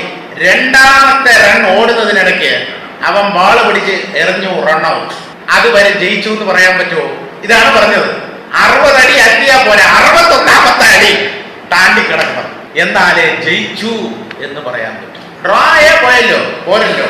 രണ്ടുപേരും തുല്യം എന്നുള്ളത് ബൗളറുടെ ടീമിന് അവർക്കൊരാശ്വാസമായിരിക്കും. കാരണം അവർ തോറ്റു എന്ന് വിചാരിച്ചിരുന്നത്. അപ്പോഴാണ് ഇതുപോലെ ഒരു ഘട്ടം അവരുടെ മുമ്പിൽ വീണ് കിട്ടിയത്. അപ്പൊ എന്ത് ചെയ്തു? ആ 1 റൺ ഓടിയപ്പോൾ തുല്യമായി. അടുത്ത 1 റണ്ണും കൂടെ എടുത്താൽ ജയിക്കുമായിരുന്നു. പക്ഷെ എന്ത് ചെയ്യാം, റൺ ഔട്ടായി. ലാസ്റ്റ് വിക്കറ്റ് ആണെന്ന് വിചാരിച്ചോളൂ. ലാസ്റ്റ് വിക്കറ്റ് അല്ലെങ്കിലും അവസാനത്തെ ബാളാണല്ലോ, ഒന്നും ചെയ്യാൻ പറ്റില്ല. അതായത് പൂർണ്ണ വിജയം ഉറപ്പ് വരാതെ നമ്മൾ അഹങ്കാരത്തിന് അടിമയായി പോരുന്നത്. ഞാൻ അഹങ്കാരത്തെ എല്ലാ തരത്തിലും, വിഷയങ്ങളിലുള്ള സംഘത്തെ എല്ലാ തരത്തിലും ഞാൻ അതിജീവിച്ചു, ഇനി എന്നെ ഒന്നും ബാധിക്കില്ല എന്നൊരു ഉറപ്പ് നേടാതെ താൻ പൂർണ്ണനായി എന്നൊരിക്കലും വിചാരിക്കരുത്. അത് നമ്മുടെ മുമ്പോട്ടുള്ള ഗതിയെ തടസ്സപ്പെടുത്തുന്നു. അത് മാത്രമല്ല, വീണ്ടും സംസാര സാഗരത്തിൽ പതിക്കേണ്ടതായും വരും. വെற்றி കുതികുതിത്തോൻ പോൽ വേണ്ടും വിട്ടത് പിൻപറ്റും. നമ്മൾ ഉപേക്ഷിച്ചത് വീണ്ടും നമ്മുടെ പുറകെ വന്ന് നമ്മുടെ തോളത്ത് കയറിയിരിക്കും. പോയിട്ടില്ല, നിങ്ങൾ അതിനെ കടന്നുപോയി, അവൻ തൊട്ട് പുറകെ ഉണ്ടാകുന്ന ഏത് വിഷയങ്ങൾ നമ്മളറിയാതെ അവൻ നമ്മുടെ പുറകെ കൂടെ 8 കാലി കയറുന്നത് പോലെ ഇങ്ങനെ കയറി തോളത്ത് കയറി തലയിൽ കയറി അവിടെ ഇരുന്ന് വല കെട്ടുകയും ചെയ്യും. എന്തിനാണ് അത്ര ജാഗ്രതയാണ് വേണ്ടത് ഈ അധ്യാത്മ മാർഗത്തിൽ? ആയി എന്നൊക്കെ പലർക്കും തോന്നും. ഇല്ലപ്പ, ആയിട്ടില്ല, ഇനിയുണ്ട്, ഇനിയും കുറെ ദൂരമുണ്ട്. ആ ഒരു നിശ്ചയം വിഷയങ്ങൾ തന്നെ ബാധിക്കില്ല. ആ നിശ്ചയം എപ്പോ വരും? ജ്ഞാനം നേടിയാൽ വരും. ആ ജ്ഞാനം വിളിച്ചു പറയും, നീ എല്ലാറ്റിനെയും അതിക്രമിച്ചു കഴിഞ്ഞു. ആ ജ്ഞാനദാർഢ്യം അത് വിളിച്ചു പറയും, നീ മുക്തനായി. അതുവരെ നമ്മുടെ ബുദ്ധിയും മനസ്സും നമ്മെ കബളിപ്പിച്ചുകൊണ്ടേയിരിക്കും. വിട്ടത് പിൻപറ്റും. മനസ്സ് ആദ്യമായി വിഷയമുക്തമാകണം. മനസ്സ് ആ മോക്ഷം നേടണം എന്നുള്ള തീരുമാനത്തിൽ, ത്യാഗത്തിൽ ഉറച്ചു നിൽക്കണം. പറ്റും അതിർ ശിക്കന നിർപ്പായി, ശിക്കന പിടിത്തേൻ എന്നൊക്കെയാണ് തമിഴിലെ കവികൾ പറയുന്നത്. ഞാൻ അങ്ങോട്ട് കയറി ബലമായിട്ട് പിടിച്ചു. എന്തിനെ? ഭഗവാന്റെ പാദങ്ങളെ. ശിക്കന പിടിത്തേൻ, ഞാൻ അങ്ങയുടെ പാദങ്ങളെ ബലമായി ഗ്രസിച്ചു കഴിഞ്ഞു. നോക്കട്ടെ അങ്ങ് എൻ്റെ പിടിയിൽ നിന്ന് എങ്ങനെ രക്ഷപ്പെടുന്നു എന്ന് ഭഗവാനെ പിടിച്ചിട്ടേ പറയാണ്. എൻ്റെ അനുവാദമില്ലാതെ എന്നെ വിട്ടു പോകാൻ പറ്റില്ല. എന്നെ ശിക്കന പിടിത്തേ. അപ്പോ അതിൽ ഒരു ദൃഢത വേണം. തത്വജ്ഞാനത്തിൽ അത് നേടിയേ അടങ്ങൂ എന്നുള്ള ഒരു നിശ്ചയത്തോടുകൂടി, കരുതലോടുകൂടി മുമ്പോട്ട് പോയാൽ മാത്രമേ നമുക്ക് ഈ മാർഗത്തിൽ വിജയം നേടാനാകൂ. എത്ര വലുതായിരുന്നാലും കപ്പൽ കരയ്ക്കെടുത്താൽ വൻതിരകൾ അതിനെ അലയ്ക്കുക തന്നെ ചെയ്യും എന്ന് പറഞ്ഞാൽ ഉലയ്ക്കുക തന്നെ ചെയ്യും. അതുപോലെ വിഷയങ്ങളോട് ഇടപെടുന്ന പക്ഷം ഏതു മഹാജ്ഞാനിയും തൻ്റെ ജ്ഞാനത്തിന് ഉലച്ചിൽ തട്ടി ജീവബോധത്തിൽ അകപ്പെടും. ആ അഹങ്കാരത്തിന് അടിമയായി പോകും. പന്തയ ഓട്ടത്തിൽ വിജയം വേണമെന്നുള്ളവൻ കുതിച്ചു പായുന്നത് പോലെ സ്വീകരിച്ച സന്യാസം സഫലമാകുവാൻ അതിപ്രയത്നം ചെയ്യുക തന്നെ വേണം. സാധാരണ പരിശ്രമമൊന്നുമല്ല, അങ്ങേയറ്റത്തെ കടുത്ത ഒന്നാം തരം ഗംഭീരൻ പ്രയത്നം ഈ സാധകന്റെ ഭാഗത്തു നിന്ന് ഉണ്ടാകണം. വിഷയങ്ങളുമായി ബന്ധം പുലർത്തുന്നത് ആപത്കരമാണെന്നറിഞ്ഞ് അവയിൽ നിന്നും സന്യാസി എപ്പോഴും അകന്നു തന്നെ നിൽക്കണം. എന്തിനാ എത്ര നീട്ട്? വിട്ട വിഷയങ്ങൾ അകന്നകന്നു പോകത്തക്കവണ്ണം തുറവിൽ അഥവാ സന്യാസത്തിൽ ദൃഢതയോടെ തന്നെ സന്യാസി നിൽക്കേണ്ടതാണ്. ഇതാണ് സന്യാസിക്ക് ശ്രേഷ്ഠമായി കരുതാനുള്ള കൃത്യം. ഈ ജാഗ്രത, വിഷയങ്ങളെ മനസ്സിൽ നിന്ന് എപ്പോഴും അകറ്റുകയും അവ വീണ്ടും തിരിച്ച് ഉള്ളിലേക്ക് കയറാതെ ഇരിക്കുകയും ചെയ്യാൻ വേണ്ടി എപ്പോഴും ഒരു ദ്വാരപാലകനെ പോലെ, ഒരു ഡോർ കീപ്പർ, സെൻട്രി, അയാളെ പോലെ ശ്രദ്ധയോടുകൂടിയിരിക്കണം. അവരവൻ്റെ ഉള്ളിൽ എന്തൊക്കെ വിചാരങ്ങളാണ് ഉദിച്ചു മറയുന്നത് എന്ന് അന്തർമുഖനായി വീക്ഷിച്ചു കൊണ്ടിരിക്കണം. അതേ ഉള്ളു മാർഗം. അല്ലാതെ ഗുരുവിനോട് എന്ന് എനിക്ക് എത്ര ഉറപ്പ് വന്ന് ഗുരു 75% 80% എന്തോന്ന് ഡിസ്കൗണ്ടാണ് ശതമാനക്കണക്ക് പറയാൻ. ഒരാൾ പറഞ്ഞു എനിക്കിപ്പോൾ ഏതാണ്ട് 75% തത്വബോധം ഉറച്ചു കഴിഞ്ഞു. ഇതെന്താണ് എനിക്ക് 75%? ഏതാണ്ട് ഉറച്ചു എന്ന് പറയാം. ഇങ്ങനെയൊക്കെ പല ശതമാനക്കണക്കുകളൊക്കെ പറയുന്ന ആൾക്കാരുണ്ട്. പോട്ടെ. അപ്പൊ അങ്ങനെ ആ അധികാരം തീർന്നു. ഇനി നമുക്ക് വായിക്കാനുള്ളത് 9ാമത്തതും അവസാനത്തതുമായ സർഗമോ അധികാരമോ ആണ്. 10 ഉണ്ടോ? ഓ, ഇതിന്റെ ഇടയ്ക്ക് ഒരെണ്ണം ഉണ്ടല്ലേ? ശരി. എന്തായാലും നമുക്കിപ്പോൾ വായിക്കാനുള്ളത് 9ാമത്തെ അധികാരമാണ്. അതിന്റെ പേര് വാദനൈ മാണ്ടാർ തന്മൈ. വാദനൈ എന്ന് പറഞ്ഞാൽ വാസന, മാണ്ടാർ എന്ന് പറഞ്ഞാൽ മരിച്ചുപോയവർ. വാസനകൾ നശിച്ചവരുടെ തന്മൈ എന്ന് പറഞ്ഞാൽ അവരുടെ സ്വഭാവം, അവരുടെ ലക്ഷണം. വാസന നശിച്ചവരുടെ ലക്ഷണം നേരത്തെ പറഞ്ഞതെന്താ? സന്യാസിമാരുടെ ലക്ഷണമാണ്. സന്യാസിയാണെങ്കിലും ഉള്ളിൽ വാസന ബാക്കിയുണ്ടാവാം. അയാൾ ഇപ്പോഴും പരിശ്രമിച്ചുകൊണ്ടിരിക്കുകയാണ്. ഇനി പറയുന്ന അതല്ല.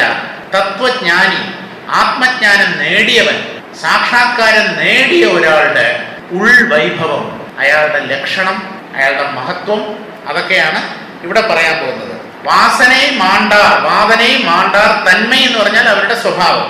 കുടുംബത്തോടും കൂടിയിരുന്ന് ജ്ഞാനം പെറ്റ് അക്കുടുംബവാദனை மாண்டு நின்றார் தன்மை கூறினமையால் ഇവധികാരത്തിற்கு വാദനൈ മാണ്ടാർ തന്മൈ എന്ന് പേരായിற்று. എന്തിനാണ് ഈ പേര് കൊടുത്തത് എന്ന് ചോദിച്ചാൽ, കുടുംബത്തോടും കൂടിയിരുന്ന് ജ്ഞാനം പെറ്റ്. നേരത്തെ വീടും കുടിയും ഒക്കെ ഉപേക്ഷിച്ച് പോയി ജ്ഞാനം നേടാൻ ശ്രമിക്കുന്നവരുടെ കാര്യമാണ് പറഞ്ഞത്. ഇവിടെ കുടുംബത്തിൽ തന്നെ ഇരുന്നുകൊണ്ട് വാസനകളെയൊക്കെ നശിപ്പിച്ച ആൾക്കാരുടെ കഥയോ ചരിത്രമോ ആണ് ഇതിൽ പറയുന്നത്. ജ്ഞാനം പെറ്റ് ആ കുടുംബവാദനൈ മാണ്ട്. കുടുംബവാസന എന്ന് പറഞ്ഞാൽ കുടുംബാംഗങ്ങളോടുള്ള സംഘം, അതൊക്കെ ഉള്ളിൽ നിന്ന് പോയി. ഈ കുടുംബ അംഗങ്ങൾ പോലും അതറിഞ്ഞില്ല. കുട്ടികളാണെങ്കിൽ തൻ്റെ അച്ഛൻ, ഭാര്യയാണെങ്കിൽ തൻ്റെ ഭർത്താവ്, ജ്യേഷ്ഠനാണെങ്കിൽ തൻ്റെ അനുജൻ. ഇയാള് ഉള്ളുകൊണ്ട് മാറിപ്പോയി എന്നുള്ള കാര്യം ഈ അടുത്ത ബന്ധുക്കൾ പോലും അറിഞ്ഞില്ല. മുക്തനായി ഉള്ളുകൊണ്ട്. എപ്പോഴും അങ്ങനെയാണ് സംഭവിക്കുക. വിളക്കിന്റെ നേരെ ചോട്ടിൽ ഇരുട്ടായിരിക്കും. ഒരു വിളക്ക് കത്തിച്ചു വെച്ചാലേ, കുത്തുവിളക്ക് കത്തിച്ചു വെച്ച് കഴിഞ്ഞാൽ അതിന്റെ നേരെ ചോട്ടിൽ ഇരുട്ടായിരിക്കും. 4 ഭാഗത്തും പ്രകാശം കിട്ടും. ഇതുപോലെ ഒരു മഹാത്മാവിന്റെ മാഹാത്മ്യം ദൂരെയുള്ളവരൊക്കെ അറിഞ്ഞു മനസ്സിലാക്കി എന്ന് വരും. പക്ഷെ അവരുടെ കുടുംബാംഗങ്ങൾ ഒരുപക്ഷെ അത് തിരിച്ചറിയുന്നില്ലായിരിക്കും. ഒരുപക്ഷെ അല്ല, മിക്കവാറും തിരിച്ചറിയില്ല, അറിയില്ല. അതങ്ങനെയാണ്. വിളക്കിന്റെ ചോട്ടിൽ എപ്പോഴും ഇരുട്ടായി. അപ്പൊ കുടുംബവാസനയൊക്കെ നശിച്ച്, സംഘമൊക്കെ നശിച്ച്, നിന്റാർ തന്മൈ, അങ്ങനെയുള്ളവരുടെ സ്വഭാവം കൂറിനമയാൽ ഈ അധികാരത്തിൽ, ഈ സർഗത്തിൽ പറയുന്നത് കൊണ്ട് ഈ അധികാരത്തിற்கு, ഈ അധികാരത്തിന് അല്ലെങ്കിൽ ഈ സർഗത്തിന് വാദനൈ മാണ്ടാർ തന്മൈ എന്ന് പേരായിട്ട്, ഇതിനെ വാസന നശിച്ചവരുടെ സ്വരൂപം എന്ന് ഈ അധ്യായത്തിന് പേര് കൊടുത്തു. നോക്കാം ഇതിലെന്താണ് പറയുന്നതെന്ന്. ஞானமில்லாத வைராக்கி நன்றல்ல காணவர்க்கு நோயினர்க்கும் கள்ளர்க்கும் ஆனது என் நிலைக்கே நின்றால் என் எவ்விடயத்து ஏய்ந்தாலன் തന്നിഴപ്പേ ഇൻപാം തലം. അഹങ്കാരം നശിച്ചവരുടെ കഥയാണ് ഈ സർഗത്തിൽ അധ്യായത്തിൽ പറയുന്നത്. ജ്ഞാനമില്ലാതെ വൈരാഗ്യ നன்றല്ല. വൈരാഗ്യം നല്ലതാണ്, സന്യാസം നല്ലതാണ്, നിസ്സംഗത നല്ലതാണ്, അതൊക്കെ വളരെ വിശേഷപ്പെട്ട ഗുണമാണ്. പക്ഷേ ജ്ഞാനമില്ലെങ്കിൽ ആ വൈരാഗ്യം വിരക്തി കൊണ്ട് എന്ത് പ്രയോജനം? വൈരാഗ്യം ജ്ഞാനത്തിലേക്ക് നയിക്കുന്നതാവണം. ഞാൻ വിരക്തനായി നല്ലത് തന്നെ. ജ്ഞാനിയായോ? ജ്ഞാനി ആയില്ലെങ്കിൽ ഈ വൈരാഗ്യം കൊണ്ട് എന്ത് പ്രയോജനം? ഞാൻ ഡോക്ടറെ അടുത്ത് പോയി, ഡോക്ടർ മരുന്ന് തന്നു, ഞാൻ ആ മരുന്ന് കഴിച്ചു, അസുഖം മാറിയോ? ഇതാണ് ദുഃഖമോചനം, സത്യദർശനം ലഭിച്ചുവോ? ഇല്ലെങ്കിൽ ഈ വൈരാഗ്യം കൊണ്ട് എന്ത് പ്രയോജനം? ജ്ഞാനമില്ലാതെ വൈരാഗ്യ എന്ന് പറഞ്ഞാൽ അവിടെ വൈരാഗ്യം, ജ്ഞാനത്തിൽ കൊണ്ടുചെന്ന് എത്തിക്കാത്ത വൈരാഗ്യം നன்றല്ല, അത് നല്ലതല്ല, അത് കാര്യമായ പ്രയോജനം ചെയ്യില്ല. വിരക്തി നമ്മെ നാൾക്ക് നാൾ സത്യത്തോട് അടുപ്പിക്കണം. നാം ദിനംപ്രതി സത്യത്തോട് അടുക്കുന്നുവോ എന്ന് പരിശോധിച്ചു കൊണ്ടിരിക്കണം. അങ്ങനെയാണെങ്കിൽ നമ്മുടെ ഉള്ളിലുള്ള വിരക്തി സഫലം. കാനവർക്കും നോയിനർക്കും കള്ളർക്കും ആനതുവൻ. ജ്ഞാനത്തിൽ കൊണ്ട് ചെന്ന് എത്തിക്കാത്ത വൈരാഗ്യം, വിരക്തി പ്രയോജനപ്പെടില്ല എന്ന് പറയാൻ 3 ഉദാഹരണങ്ങളാണ് പറയുന്നത്. 3 കാനവർക്കും നോയിനർക്കും കള്ളർക്കും. കള്ളൻ എന്നുള്ളത് നല്ല തമിഴാണ്. പക്ഷെ നിങ്ങൾ തമിഴ്നാട്ടിൽ ചെന്ന് പറഞ്ഞു നോക്കൂ, കള്ളൻ എന്ന് പറഞ്ഞാൽ തിരുടൻ. തിരുടാ സിനിമ പോലും വന്നിട്ടുണ്ട്. തിരുടൻ എന്ന് പറഞ്ഞാല് തമിഴ്നാട്ടിലെ കള്ളൻ, കൾവൻ എന്നൊരു ചൊല്ലുണ്ട്, അത് പറഞ്ഞാൽ മനസ്സിലാവും. പക്ഷെ മലയാളികൾ ഉപയോഗിക്കുന്ന കള്ളൻ എന്നുള്ള വാക്ക് നല്ല തമിഴാണ്, പക്ഷെ തമിഴന്മാർക്ക് അറിയില്ല. കാരണം ആ വാക്ക് പ്രയോഗത്തിലിരിക്കുന്നത് മലയാളത്തിലാണ്. 3 തരം ആൾക്കാർ.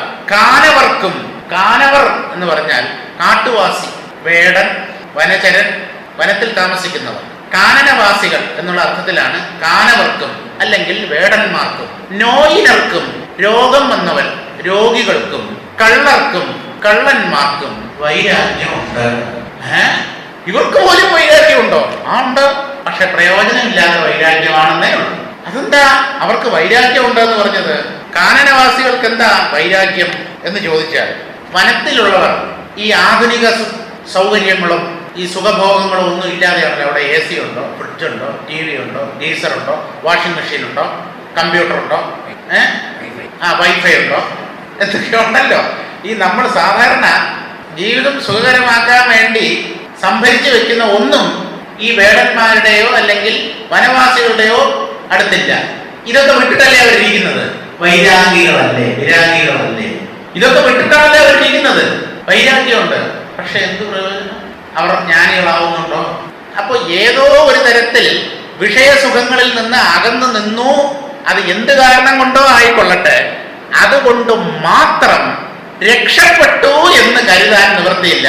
എപ്പോഴാ രക്ഷപ്പെടുന്നത്? ജ്ഞാനം നേടുമ്പോൾ മാത്രം. അതുവരെ രക്ഷയില്ല. ടിക്കറ്റൊക്കെ ക്ലോസ് ചെയ്ത് കഴിഞ്ഞാൽ, റിസർവേഷനൊക്കെ ക്ലോസ് ചെയ്ത് കഴിഞ്ഞാൽ, പിന്നെ നമ്മൾ റെയിൽവേ സ്റ്റേഷനിൽ ചെന്ന് കൗണ്ടറിൽ നിന്ന് കഴിഞ്ഞാൽ ഒരു രക്ഷയില്ല സാറ്, എല്ലാം റിസർവേഷൻ ഫുള്ളായി കഴിഞ്ഞു, ഇനി വേണമെങ്കിൽ തത്കാലിൽ നോക്കൂ എന്ന് പറയാറില്ലേ? അത് 24 മണിക്കൂറിന് മുമ്പേ ഓപ്പൺ ആകത്തുള്ളൂ തത്കാൽ. ഇതുപോലെയാണ്, രക്ഷയില്ല, രക്ഷപ്പെടില്ല. അപ്പോൾ വനവാസികൾ ഈ സുഖഭോഗങ്ങളിൽ നിന്നൊക്കെ അകന്നു നിൽക്കുന്നത് കൊണ്ട്, ഇവയൊന്നും ആസ്വദിക്കാതെ ഒതുങ്ങി കൂടുന്നത് കൊണ്ട് ഒരു കണക്കിൽ അവർ വിരാഗികളാണ്. പക്ഷെ ആ വൈരാഗ്യം കൊണ്ട് പ്രയോജനമില്ല. ഇനി അടുത്ത വിരക്തന്മാർ ആരാണെന്ന് ചോദിച്ചാൽ, നോയിനർ, അസുഖം പിടിച്ചവൻ, വിശേഷിച്ചും ഡയബറ്റീസ് രോഗികൾ. അവർ മധുരപലഹാരങ്ങളെയൊക്കെ ഉപേക്ഷിച്ചില്ലേ? അത് വൈരാഗ്യമാണോ? അത് പാവം, ഗതിയില്ലാതെ വേണ്ടെന്ന് വെച്ചു. അതല്ല വിരക്തി. എന്തെങ്കിലും നിർബന്ധം മൂലം നമ്മൾ എന്തിനെങ്കിലും ഉപേക്ഷിക്കേണ്ടി വരുന്നത് പാകത വന്ന വൈരാഗ്യമല്ല. വിടുക, ഉപേക്ഷിക്കുക, അതിൽ നിന്ന് അകന്നു നിൽക്കുക നല്ലത് തന്നെ. പക്ഷേ ഗതികേട് കൊണ്ട് വിടുക അത് ശോഭനമല്ല. സന്തോഷത്തോടുകൂടി ബാലകൃഷ്ണൻ നായർ സാർ പറയുന്ന പോലെ വേണ്ട. അതാണ് വൈരാഗ്യം. വിരക്തി എന്ന് പറയുന്നത് സുഖഭോഗങ്ങളുടെ നടുക്ക് കഴിയവേ അതൊന്നും വേണ്ട എന്ന് വെക്കാനുള്ള ഒരു മനസ്സുണ്ടെങ്കിൽ അതാണ് പാകത വന്ന വിരക്തി. അപ്പോ നോയിനർക്കും, രോഗികളും പലതും വേണ്ടാന്ന് വെക്കുന്നുണ്ട്. ഡയബറ്റീസ് രോഗികളാണെങ്കിൽ മധുരം വേണ്ട. അതിന്റെ അർത്ഥം അവർക്ക് ഉള്ളിൽ ആ മധുരം കഴിക്കാനുള്ള ആഗ്രഹം പൂർണ്ണമായി അറ്റുപോയി എന്നാണോ? അല്ല, ഗതികേട് കൊണ്ട്, നിവൃത്തികേട് കൊണ്ട് വേണ്ടാന്ന് വെക്കുന്നു. ഇല്ലെങ്കിൽ ആശുപത്രിയിൽ പോകേണ്ടി വരും, കെട്ടിയെടുക്കേണ്ടി വരും. ആംബുലൻസിൽ ഷുഗർ കൂടി, പ്രഷർ കൂടി. പ്രഷർ രോഗികൾ എന്നെ പോലെ അച്ചാറ് കൂട്ടരുത്, ഞാൻ ഒന്നും മൈൻഡ് ചെയ്യാറില്ല. കഴിഞ്ഞ പ്രാവശ്യം എടുത്ത് 100-160 പണ്ടാരെ പോണെങ്കിൽ പോട്ട് പോയി. ശേഖർജിയുടെ ഫ്രണ്ട് പറഞ്ഞത് ബൈപ്പാസോ ഹാർട്ടിലെ ബ്ലോക്കോ ഒക്കെ മാറി ഒരാഴ്ച കഴിഞ്ഞപ്പോഴുണ്ട് ആശാൻ നെയ്റോസ് അടിച്ചോണ്ടിരിക്കുന്നു. അല്ല, ഇത് കഴിക്കാൻ പാടുണ്ടല്ലോ. ഓ, ഇത് കഴിച്ചാൽ എന്താ ജീവൻ പോവായിരിക്കും, പോണെങ്കിൽ പോട്ട് പോയി. അങ്ങനെ ധൈര്യം, അത് വിവേകത്തോടെയുള്ള ധൈര്യമല്ല, ഇതിനോടുള്ള ആർത്തി കൊണ്ട് അങ്ങനെ പറയുന്നതാണ്. ശരിക്കും അങ്ങനെ പോണെങ്കിൽ പോട്ടെ എന്ന് വിചാരിച്ചു കഴിഞ്ഞാൽ ദോഷമില്ല, എന്തിനേയും നമുക്ക് നേരിടാം എന്നുള്ളതുകൊണ്ട്. അപ്പോൾ മനുഷ്യൻ പല സന്ദർഭങ്ങളിലും പലതിനെയും ഉപേക്ഷിക്കാൻ നിർബന്ധിതനായി തീരുന്നു. ഈ നിർബന്ധപൂർവമുള്ള ത്യാഗം ജ്ഞാനത്തിൽ കൊണ്ടുചെന്നെത്തിക്കില്ല. നോയാർക്കും കള്ളർക്കും. ഇനി മൂന്നാമത്തെ കൂട്ടരാണ് കള്ളന്മാർ. കള്ളന്മാർ കക്കാൻ ഇറങ്ങുമ്പോൾ അവരുടെ സുരക്ഷിതത്വത്തെ കുറിച്ച് എന്തെങ്കിലും ചിന്തിക്കാറുണ്ടോ? പിടിച്ചാ പിടിച്ചു, കയ്യിൽ കുറെ സ്വർണ്ണാഭരണങ്ങളും കറൻസി നോട്ടുകളും ഒക്കെ കിട്ടിക്കഴിഞ്ഞാൽ കിട്ടിയതായി. കള്ളൻ കക്കാൻ പോകുമ്പോൾ പോലീസ് സംരക്ഷണത്തോടു കൂടിയാണ് പോകുന്നത്, അല്ലല്ലോ? അപ്പൊ എന്താ, ഒരു എടുത്തുചാട്ടം. വരുന്നത് വരട്ടെ. ഇതിനു മുമ്പ് പല പ്രാവശ്യവും ജയിലിൽ പോയിട്ടുണ്ട്, എന്നാലും അയാൾ മോഷണം നിർത്തുന്നില്ല. കുറച്ച് ദിവസം അതിനകത്ത് കിടക്കണം, അത്രയല്ലേ ഉള്ളൂ. അപ്പൊ അവർക്കൊന്നും ഈ സംരക്ഷണത്തില്, അല്ലെങ്കിൽ തന്റെ ശരീരത്തെ ചിലപ്പോൾ ആൾക്കാർ പിടിച്ച് അടി കൊടുക്കും, മരത്തിൽ കെട്ടിയിടും. ഇപ്പൊ മരമൊന്നും ഇല്ലാത്തതുകൊണ്ട് കെട്ടിയിടാൻ തൂണൊക്കെ ഉള്ളൂ. ഇപ്പൊ കെട്ടിയിടുന്നുമില്ല. കാരണം ഈ കള്ളനെ പോലീസുകാർ പിടിച്ച് പോലീസ് സ്റ്റേഷനകത്ത് കൊണ്ടെത്തിക്കുന്നതിന് മുമ്പ് കള്ളന്റെ വക്കീൽ അവിടെ ജാമ്യവുമായിട്ട് ഒന്നിക്കും. ഇതാണ് ഇപ്പോഴുള്ള കള്ളന്മാരുടെ ഏർപ്പാട്. ഇവനവിടെ എത്തുന്നതിന് മുമ്പ് അവന്റെ വക്കീൽ അവിടെ വന്നു കഴിഞ്ഞു. പീഡന കേസ്, പീഡനം നടത്താൻ ഉദ്ദേശിക്കുന്നതിന് മുമ്പ് വക്കീലിനെ അറിയിച്ചിട്ടാണ് ഇവൻ പീഡിപ്പിക്കുന്നത്. ഇങ്ങനെ ഒരു സംഭവം നടക്കാൻ പോകുന്നുണ്ട്, എന്നെ ഒന്ന് ജാമ്യത്തിൽ പുറത്തെടുക്കണം. എന്താ പറയുന്നത്? ആർക്ക് എന്തും പ്രവർത്തിക്കാവുന്നതാണ്. ഇതാണ് നമ്മുടെ ഭാരതദേശം. സമ്പൂർണ്ണ സാക്ഷരതയും സമ്പൂർണ്ണ സ്വാതന്ത്ര്യവും, തോന്നിയതൊക്കെ പ്രവർത്തിക്കാം. ഈ അഭിഭാഷക വൃത്തി ഉണ്ടല്ലോ, അതിനൊക്കെ ഒരു മാന്യതയുണ്ട്. അവരെപ്പോഴും സത്യത്തിന്റെ കൂടെ വേണം നിൽക്കാൻ. അഭിഭാഷകൻ ആയാലും ശരി, ജഡ്ജി ആയാലും ശരി, ന്യായാധിപനായാലും ശരി. ഇതല്ല. ഇപ്പോഴും നോക്കൂ, ഈ കഴിഞ്ഞ കുറെ ദിവസങ്ങളായിട്ടുള്ള ഒരു ട്രെൻഡ്, ഏതെങ്കിലും ഒരു കേസ് ഒരു ജഡ്ജിയുടെ മുമ്പിൽ വന്നാൽ ജഡ്ജി അതിൽ വിധി പ്രഖ്യാപിക്കുന്നതിൽ നിന്നും പിന്മാറിയെന്നാണ്. ഇത് എന്ത് ഏർപ്പാടത്? ഞാൻ ഈ വാദം കേൾക്കില്ല, ഞാൻ ഇതിന് വിധി പ്രഖ്യാപിക്കില്ല, വേറൊരുത്തം വരട്ടെ. ആ ജഡ്ജിയും ഞാൻ വിധി പറയില്ല എന്ന് പറഞ്ഞാൽ ഇവരെന്തിനു മടിക്കണം, എന്തിനു പിന്മാറണം? ഞാൻ പറയുന്നത് ഡെർലിക്ഷൻ ഓഫ് ഡ്യൂട്ടി. ഇത് ഈ ജഡ്ജസിനും ബാധകമാക്കണം എന്നാണ്. ഒരു ജഡ്ജിന്റെ മുമ്പിൽ ഒരു കേസ് വരുമ്പോൾ ആ കേസ് നല്ലതുപോലെ പഠിച്ച് വാദം കേട്ടതിന് ശേഷം അതിൽ ന്യായമായ ഒരു വിധി പറയുകയല്ലേ ഒരു ന്യായാധിപൻ ചെയ്യേണ്ടത്. ഞാൻ അതിൽ നിന്ന് പിന്മാറുന്നു. മറ്റേ ജഡ്ജി ഈ കേസ് കേൾക്കുന്നതിൽ, വിധി പ്രഖ്യാപിക്കുന്നതിൽ നിന്നും പിന്മാറി. അതെന്തിനാ പിന്മാറിയത്? നമുക്കറിയില്ല ഇയാളെ വല്ലതും ഭീഷണിപ്പെടുത്തിയിട്ടുണ്ടോന്ന്, ഇയാളുടെ കുട്ടിയെ തട്ടിക്കളയും എന്ന് ആ കേസിലെ പ്രതി എന്തെങ്കിലും ഭീഷണി മുഴക്കിയിട്ടുണ്ടോ എന്നുള്ള കാര്യം നമുക്കറിയില്ല. പക്ഷെ അങ്ങനെയുള്ള ഭീഷണികൾക്ക് വശംവദനാകാൻ പാടുണ്ടോ ഒരു ന്യായാധിപൻ? അതാണ് ചോദ്യം. എന്ത് വേണമെങ്കിലും വരട്ടെ, ഞാൻ എൻ്റെ ധാർമ്മികമായ കൃത്യം ചെയ്യും, അതിൽ പക്ഷപാതം ഉണ്ടാവരുത്, അത്രയേ ഉള്ളൂ.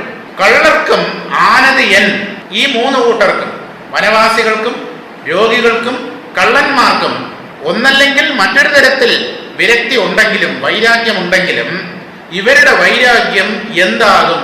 എൻ ആനത്, അതാണ് ആനത് എൻ. എന്താകും എന്ന് പറഞ്ഞാൽ എന്ത് പ്രയോജനം? അവരുടെ ഈ വൈരാഗ്യം അവരെ ജ്ഞാനത്തിലേക്ക് നയിക്കുന്നുണ്ടോ? ഇല്ല. എന്നിലേക്കേ നിன்றாൽ എൻ, ഏതവസ്ഥയിൽ നിന്നാലും. എന്താ? എവിടയത്ത് ഏയ്ന്താലൻ, ഏയ്ന്താൽ എൻ എന്ന് പറഞ്ഞാൽ ഏത് വിഷയത്തോട് ചേർന്ന് നിന്നാൽ എന്ത്? ആരെയാ പറയുന്നത്? നല്ല പാകത വന്ന ജ്ഞാനി. അയാളെ ഒന്നും ബാധിക്കില്ല. അത് അയാൾക്ക് നല്ല ഉറപ്പുണ്ട്. ആ ഉറപ്പ് ഈ ജ്ഞാനത്തിന്റെ പിൻബലം കൊണ്ട് അയാൾ നേടിയെടുത്തതാണ്. അയാളുടെ ബുദ്ധിയുടെ തലത്തിലുള്ള ഉറപ്പല്ല, ഉള്ളിലുള്ള ആത്മജ്ഞാനം. ഒന്നേ ഉള്ളൂ, താൻ ഒന്നുകൊണ്ടും ബാധിക്കപ്പെടാത്ത സത്യമാണ് എന്നൊരു ഉറപ്പ് ഈ ജ്ഞാനം അയാൾക്ക് നൽകിയിരിക്കുന്നു. എവിടയത്ത് ഏയ്ന്താലൻ, ഏത് വിഷയത്തോടു കൂടി ചേർന്നാലെന്ത്? അയാൾ പട്ടുമത്തയിൽ കിടന്നാലെന്ത്? ഒന്നല്ല 10 സ്ത്രീകളോട് സല്ലപിച്ചാലെന്ത്? ആ നിസ്സംഗത, വിരക്തി, അതിന് ജ്ഞാനത്തിന്റെ പിൻബലം ഉണ്ടാകണം. ജ്ഞാനത്തിൽ എത്തിച്ചേരണം ആ വിരക്തി, എന്നാലേ പ്രയോജനമുള്ളൂ. തന്നിഴപ്പേ ഇൻപാം തലം. തന്നിഴപ്പ് രമണ മഹർഷിയുടെ വാക്കാണ്. തന്നിഴപ്പ്, തന്നെ നഷ്ടപ്പെടുത്തുക എന്ന് പറഞ്ഞാൽ അഹങ്കാര നാശം. തന്നിഴപ്പൈ എന്നെ കற்று സാധിപ്പത്, ഇതാണ് രമണ മഹർഷി ചോദിച്ചത്. തന്നെ ഇല്ലാതാക്കുന്ന ആ വിദ്യ എവിടെ പോയി പഠിക്കും? ആരുടെ അടുത്തുനിന്ന് കിട്ടും ആ വിദ്യ? തന്നെ ഇല്ലാതാക്കുന്ന വിദ്യ. തന്നെ വെച്ചുകൊണ്ടാണ് ഏതൊരു അധ്യാപകനും ആചാര്യനും വിദ്യ ഉപദേശിക്കുന്നത്. ഈ ഞാനിനെ ഇല്ലാതാക്കാനുള്ള വിദ്യ എങ്ങനെ പഠിക്കാൻ പറ്റും? അത് ആര് പഠിപ്പിച്ചു തരും? എവിടെ നിന്ന് കിട്ടും? തന്നിഴപ്പേ ഇൻപാം തലം. തന്നിഴപ്പേ തലം ഇൻപ് ആം. താൻ ഒഴിഞ്ഞു പോകുന്ന അഹങ്കാരം പൂർണ്ണമായി നഷ്ടമാകുന്ന ആ തലമുണ്ടല്ലോ, സ്ഥാനം, ആ ലെവൽ, അതാണ് ആനന്ദത്തിന്റെ തലം. സുഖം, പരമമായ സുഖം, നിസ്സീമമായ ശാന്തി, വിട്ടുപോകാത്ത സുഖം, മരണത്തിന് പോലും അപഹരിക്കാൻ കഴിയാത്ത സുഖം, മരണം ഭയം നോടുന്ന സുഖം. മരണം സത്യത്തെ കണ്ട് ഭയം നോടും. മരണം ഓടുമെങ്കിൽ മരണഭയവും ഓടും അതോടൊപ്പം. കാരണം ഈ ദേഹത്തിന് മാത്രമേ മരണത്തിന് കീഴ്പ്പെടുത്താൻ പറ്റൂ. ഞാൻ ദേഹമല്ല, ഇന്ദ്രിയങ്ങളോ മനസ്സോ ബുദ്ധിയോ അല്ല, അഹങ്കാരം പോലുമല്ല, ഞാൻ ആത്മാവാണ് എന്നുള്ള ഉറപ്പ് നേടിയവനെ കണ്ട് യമൻ പേടിച്ചോടും. ഇവന്റെ അടുത്ത് എന്റെ വേല നടപ്പില്ല. തന്നിഴപ്പേ ഇൻപാം തലം. ആ അഹങ്കാര നാശമാണ് പരമമായ ആനന്ദ സ്ഥാനം. അവിടെയാണ് യഥാർത്ഥ ആനന്ദം അനുഭവിക്കപ്പെടുന്നത്. ജ്ഞാനമില്ലാതെ വൈരാഗ്യം മാത്രമുണ്ടായിരുന്നാൽ അത് ശുഭകരമല്ല. വേടന്മാർക്കും രോഗികൾക്കും കള്ളന്മാർക്കും എത്രയോ ഉറച്ച വൈരാഗ്യം അത് ആത്മലാഭത്തിന് ഉതകുന്നുണ്ടോ? ഓരോരുത്തർക്കും ഏതു തരത്തിലാണ് വൈരാഗ്യം എന്ന് പറഞ്ഞു. വനവാസികൾക്ക് നാഗരികന്മാർ അനുഭവിക്കുന്ന സുഖഭോഗങ്ങളൊന്നുമില്ല.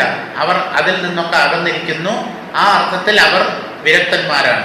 രോഗികൾ അവർക്ക് ഹിതമല്ലാത്തതിനെയൊക്കെ ഒരു പ്രയാസത്തോടെയെങ്കിലും ബുദ്ധിമുട്ടോടെയെങ്കിലും ഉപേക്ഷിച്ചിരിക്കുന്നു. അപ്പോൾ ഒരു കണക്കിൽ അവരും ത്യാഗികളാണ്. പക്ഷെ ആ ത്യാഗം കൊണ്ട് അവർക്ക് ആത്മജ്ഞാനം കിട്ടുന്നുണ്ടോ?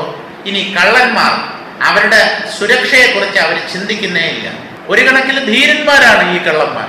പക്ഷേ ആ ധീരത കൊണ്ട് ആ ഒരു തൻ്റെ സൗകര്യമോ സുഖമോ സുരക്ഷിതത്വമോ ഒന്നും നോക്കാതെയുള്ള പ്രവൃത്തി ഉണ്ടല്ലോ, അതുകൊണ്ട് അവർക്ക് കാര്യമായ ജ്ഞാനമൊന്നും ഉണ്ടാകുന്നില്ല. ഉള്ളിൽ പരിപൂർണമായ ജ്ഞാനം ഉണ്ടായിരുന്നാൽ ഏത് നിലയിൽ നിന്നാലും ഏത് വിഷയങ്ങളോട് ഇടപെട്ടാലും തരക്കേടുണ്ടാവില്ല. നമ്മുടെ തരം കുറഞ്ഞു പോവില്ല. അതാണല്ലോ തരക്കേട്. എന്തെങ്കിലുമൊക്കെ നമ്മൾ വായിക്കുന്നു, തരക്കേടില്ല. പഠിത്തം എങ്ങനെയുണ്ട് മോൻ്റെ? തരക്കേടില്ല. എല്ലാത്തിനും തരക്കേടില്ല എന്നാണ്. എല്ലാം തരമുള്ളതാണെന്നാണ്. ഒന്നിനും തരക്കേടില്ല. എന്തെന്നാൽ വിഷയങ്ങളുടെയും സ്ഥാനങ്ങളുടെയും ശുദ്ധിയോ നിരസമോ അല്ല, നിരാസമോ അല്ല ആത്മലാഭത്തിനുള്ള ഹേതു. വിഷയങ്ങളിൽ നിന്ന് ബാഹ്യമായി അകന്നതുകൊണ്ടോ ഒരു പ്രത്യേക സ്ഥാനത്തെ നാം ആശ്രയിച്ചത് കൊണ്ടോ ഈ വിരക്തി ഉണ്ടാവില്ല. എന്നാലും ബാഹ്യ വിഷയങ്ങളിൽ നിന്ന് അകന്നു നിൽക്കാൻ ഒരു സാധകൻ, തത്വജ്ഞാനിയല്ല, സാധനാഘട്ടത്തിൽ നിൽക്കുന്ന ഒരാൾ ശ്രമിക്കുക തന്നെ വേണം. ആത്മലാഭം എന്തെന്നാൽ വിഷയങ്ങളുടെയും സ്ഥാനങ്ങളുടെയും ശുദ്ധിയോ നിരാസമോ അല്ല ആത്മലാഭത്തിനുള്ള ഹേതു. ജീവബോധ നിരാസമാണ് സാക്ഷാത് ഹേതു. ഞാൻ എന്നുള്ള ഭാവം ഉള്ളിൽ ഉപശമിക്കണം, അസ്തമിക്കണം. അതിൻ്റെ സ്ഥാനത്ത് ഞാൻ ബ്രഹ്മമാണ് എന്നുള്ള ഭാവം ഉദിക്കണം.